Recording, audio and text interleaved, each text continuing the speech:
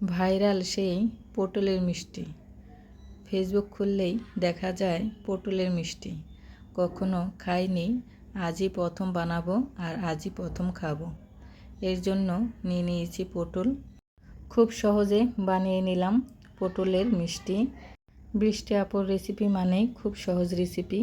সহজভাবেই আপনাদের জন্য নিয়ে আসলাম। আসসালামু আলাইকুম, বৃষ্টি ব্লগ অ্যান্ড রেসিপি থেকে বৃষ্টি বলছি। সবাই কেমন আছেন? আশা করি নিশ্চয়ই ভালো আছেন। আমি আলহামদুলিল্লাহ ভালো আছি। আজকে ভাইরাল সেই পটলের মিষ্টি বানাবো। এর জন্য পটল নিয়ে নিয়েছি আর পটলগুলো সুন্দর করে ছিলে ধুয়ে নিয়েছি। এখন মাঝখান দিয়ে ফিরে পটলের বিচিগুলো আমি বের করে নেব। বিচিগুলো বের করার সময় একটু সাবধানে বের করতে হবে, একেবারে যেন ভেঙে না যায়। চাইলে 2 ভাগ করে নিয়েও মিষ্টিগুলো বানানো যাবে। মাঝখান দিয়ে বরাবর ভাগ করে নিলেই হবে। তো আমি চাচ্ছি ভেতরটা ফাঁকা রাখবো, ভিতরে মিষ্টির খিসাটা ভেতরে ভরবো। তো আস্তে আস্তে বিচিগুলো বের করছি। মাঝে মাঝে অনেকটাই ফেটেও যাচ্ছে, আর পটল তো একটু মচমচা, এর জন্য ফেটে যায়। তো ফেটে গেলে অসুবিধা নেই। তো এখানে আমি গরম পানি বসাই দিয়েছি, দিয়ে দিলাম একটু গ্রিন কালার। তারপর পটলগুলো একটু ভাপ দিয়ে নেব,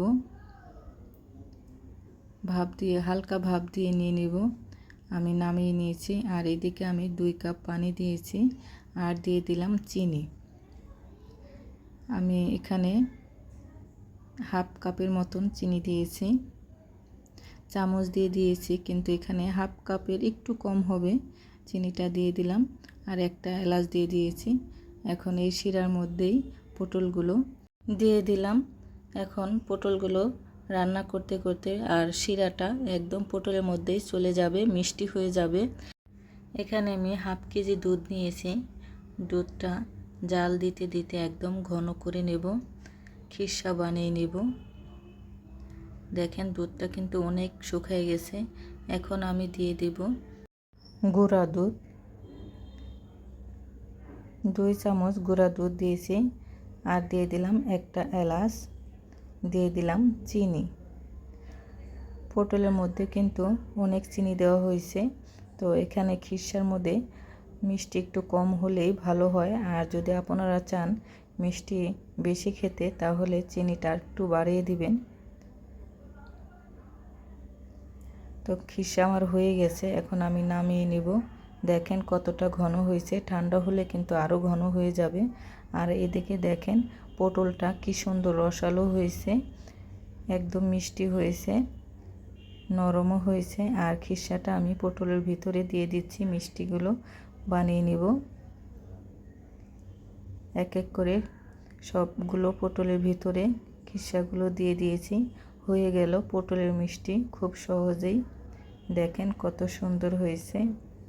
আমার ভিডিওটি যদি ভালো লাগে লাইক কমেন্ট করবেন, শেয়ার করবেন। আমার ফেসবুক পেজটা সবাই ফলো দিবেন। ইউটিউব থেকে যারা দেখতেছেন প্লিজ আমার ইউটিউব চ্যানেলটা সাবস্ক্রাইব করবেন।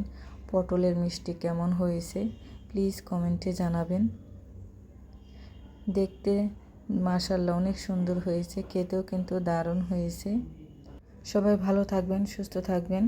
দেখা হবে নতুন আরেকটা ভিডিওতে। ভালো থাকেন, সুস্থ থাকেন। ভিডিওটি কেমন লাগলো আপনাদের সুন্দর মতামত কমেন্টে জানাবেন। আল্লাহ হাফেজ।